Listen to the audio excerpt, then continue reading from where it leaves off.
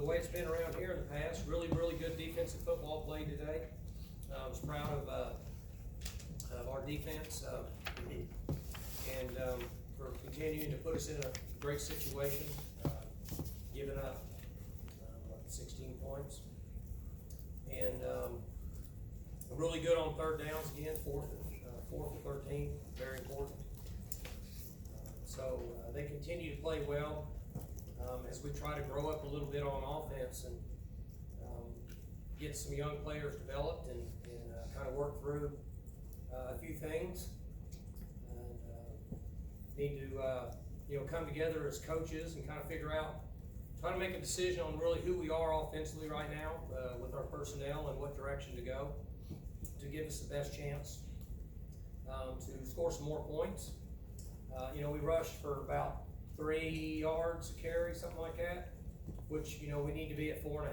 So it's not good enough rushing the ball with 43 attempts and only 140 yards. So we should have been up around 170 at 43 attempts. So we need to run the football better.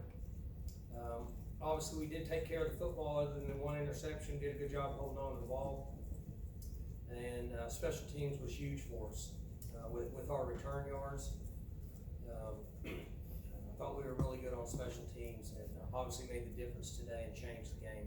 So we got a lot of work ahead of us, but I was proud of the guys for finding a way to be successful and convert at the end of the game, not put the defense back on the field. Coach Gundy, what was it like for you to see LD have that 98-yard kickoff return? Have a moment like that? Well, it was right in front of me. I had a good view. Kenyon Williams blocked his guy for about 50 yards in space. It was pretty impressive. He's been a really good special teams player for us for a while, and we talk about special teams. We never know when it can change a game, and this changed the game.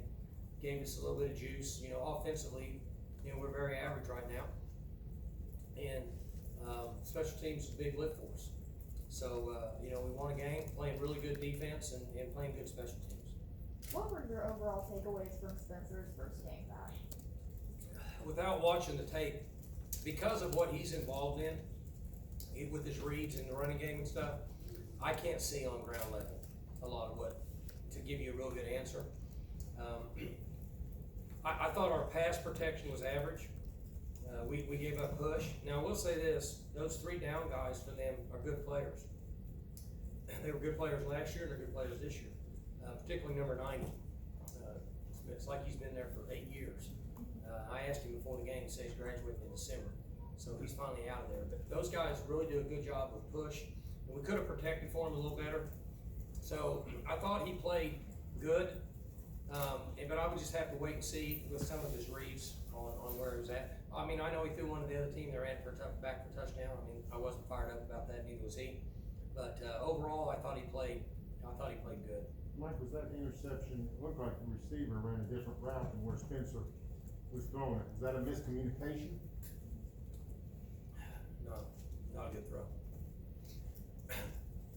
I hadn't asked him, but I think he got confused which one was doing what. That's what you saw, because you're like, hey, I don't understand that. I think they had 2 different concepts, and I think he thought he was doing this and he was doing that, and he got them backwards. That's what happened. The receivers were fine.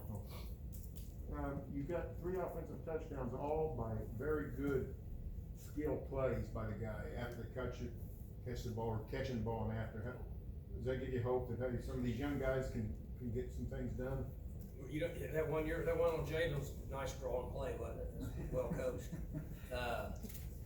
What you're saying is exactly right. So you like that because we've done that around here a lot, right? We've been very fortunate for 15 years to have great skill players to do that, but we're going to have to get better at design plays, period. Okay, we're going to have to come together and decide how to rush the football, and we have to rush the football for 4.5 yards a carry because we're very, very young on the perimeter right now.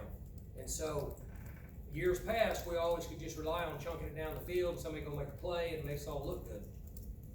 As we develop those guys on the perimeter, we're gonna have to get better at rushing the football. And I'm not just necessarily talking about the blocking, I'm talking about our schemes. We have to decide what's best. And we have to get good at that. I don't care if it's only 2 things. We have to get better at that so we can average that 4.5 yards a carry so we can take some pressure off the guys on the perimeter. What does that process look like whenever you're trying to decide what's best?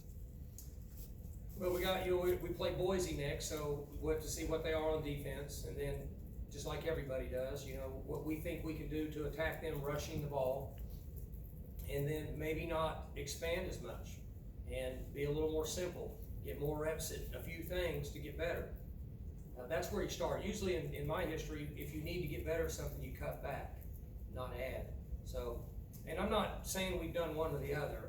As an offense, we need to get in there and figure out what we can do based on the next team we play, and try to come up with a way to average 4.5 yards a carry. You shook up the offensive line. Was that a way to try to kickstart the run game a little bit? What about them? Did you switched up the left tackle and kind of, was that kind of a way Yeah, to try to Charlie do that? there's certain things that he sees based on the personnel. This was a 3-down team with 290 300-pounders that played 3 down. So it's different than what we played last week with the 4 down and the lighter guys on the edge. So we flipped guys a little bit, maybe to give us a better matchup. What concerns you the most about the run game struggles right now? Well, it's just not clean. It's what Barry talked about. I mean, we had some fantastic plays to get touchdowns, and eventually that's gonna run out. That's not always good. I'm not saying they're lucky. I'm just saying that we can't rely on things that aren't schemed and drawn up right and executed. We need to execute better, which is whatever philosophies we come up with, we need to block it, we need to be physical. Now, a back's gotta run through a tackle, the back makes a guy miss, that's all part of recruiting. But the point being is we need to get sound scheme-wise, and then we just need to get better technique-wise. Do you have any kind of update on Tay Martin's status? Well, he's not, he shouldn't have been out there today. I mean, he was just insistent on going out there, and he wasted 65 cents on a tape job. He should have just walked, she wasn't ready to play, and you saw that. So he's off, so, I think that he'll be back the middle of the week. He needed 2 or 3 or 4 more days, in my opinion. So he needs to go on the shelf till Wednesday, and then we'll reevaluate. With him sidelined, 3 of the top 4 receivers were true freshmen. How big is that to see the plays that they made in such a tight game this early in their career? They made some plays, like 85. He drops the ball, he makes some plays. That's what you get with freshmen. So 19, did some things, got ran over in blocking sometimes, and made a great catch.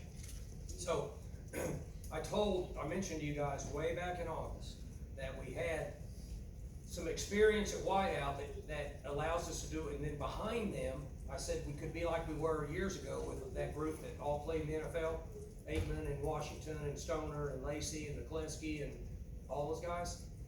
These young guys could be like that, they're just not ready right now. So when LA went out and Braden Johnson went out, somebody else, Tay Martin went out, we did exactly what I said in August I hoped that we wouldn't do. Would be that front row got out, and then all the freshmen came in. So you had to be patient with them. They were playing high school ball last year. So they're gonna make some plays, and they're gonna make some mistakes, just the way it is. The illegal formation we lined up on. I mean, bring them over and yell at them, but they're freshmen. So BP hadn't played a lot either. I mean, it's not like he's played a lot. He played very little up until the last couple games of the year last year, so he's essentially almost a freshman itself. But it is what it is. Figure it out. That's why coaches get paid money, and that's why they do what they do. They need to figure it out. What'd you like about the defense and not like about the defense today? Well, they were good all for a long time, and I think they 40 carries for 120, so they were good at 3 yards a snap, basically, give or take a little bit. So they did a good job against the run. I thought in the latter part of the third quarter and the fourth quarter that Coach Montgomery said, forget this, we're gonna go passes. Because I think they felt like they couldn't run the ball. Now, when they hit a big play, they turbo and run the inside zone. We knew they were gonna do it, and we still didn't stop it. But for the most part, I liked how they stopped the run. And then when they played fast at times and we couldn't stop it, that I didn't like. But overall, they were on the field a lot, from the standpoint of, when we're struggling offensively and you're putting them back on the field over and over, like morally, it kind of just drains you a little bit. And so I thought they reacted well to all that. Devin Harper was a guy that sounded like he may not play much, ended up playing almost had the targeting. What'd you think of his day? He was kinda, had the targeting, had the late hit. I think he played good. Again, he's in one of those positions that I can't, I would have to watch tape to know what's going on. But, see, he didn't practice this week. So, for not practicing, he played pretty good, because it's hard to play if you don't practice. And at least he made it through the game. But he does run, he does compete, plays hard. He hit one guy about 18 yards out of bounds. I like it though, because he acted like he didn't do it. It was so bad he almost didn't see it. He almost took his eyes off of it. But anyway, he's playing hard, so he's been really good for us. What'd you think of Jason Taylor in that first half too? He was good. He was good. Jason is, he makes a lot of plays for some reason. He's around the ball and, he does a good job. He's just kind of a guy you can trust. Coach, Christian Hall made a lot of big plays. What did you see from him today? I told him coming off the field, the play made in the middle of the field versus man, whenever on third and 6 or whatever, when he jumped over the top, and he was way up there, 40-something inch vertical, looked like me, and then the 2-point play's big. Getting that ball and stripping it out, because our approach offensively calling plays is different if it's field goal game, right? It's a big difference. And they probably don't run onside. I'm just guessing. If it's a field goal, they probably kick off, because they still have 2 timeouts. So, he made a couple big plays. Dominic Richardson caught a little bit of a ball. He did, ran hard. He came in, pounded away, ran hard. We're fortunate that we've got these backs, and he started to pound and run hard. Seven started to do a good job, so we just kind of went together. Any update on Dez Jackson? What's that? Any update on Dez? I don't have any idea. I didn't know he went out. We rotated through, so like a back can go out. I didn't know until after the game. I don't think it's serious, but I did not get an update on him yet. So see, we had 116, 26, 136, 146, 150. So we had 150 return yards today to 27. So like Coach Snyder at Kansas State can tell you, we got a whole football field out of special teams. So that was the difference in this game. And if you take out that Jason Taylor onside kick return touchdown last year, I think the last kickoff return that was house was 2014 when it was Tyreek Hill. This one could have really come at a better time. Could have. You talking about for us recovering it? Yeah. So if you go back last year, Jason Taylor had his onside kick return, but before that there wasn't You a. talking about against Tech? Yes. Before that, there hadn't been a kickoff return touchdown since I think it was 2014 with Tyreek Hill against Kansas, and that one was a big one too. Obviously, this one. That's why we had these young guys in here that are smart, because I would have had no idea the last time we did it. But there's no question that, as I said earlier, that changed this game, and we had 125 more special teams yards than they did, so that was the difference in the game. The rest of it, we struggled on offense. They would probably feel like they struggled on offense, what their standard usually is, and defenses played good, and the difference was special teams. Any early impressions of Boise?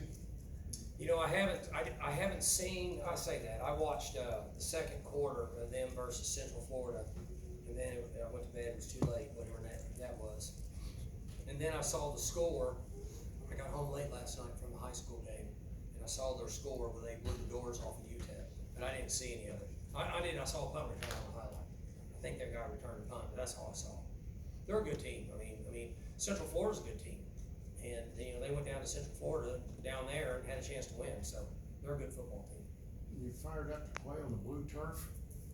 I don't know, but we're going to when we land Friday, we're going to go by the stadium and let the guys walk around, go through the locker room, let them walk on turf and all that, just because it's I'm guessing it's different. Obviously, I've not been on it, but so we'll get there a little early and let them walk around on that turf. Anything else for Coach?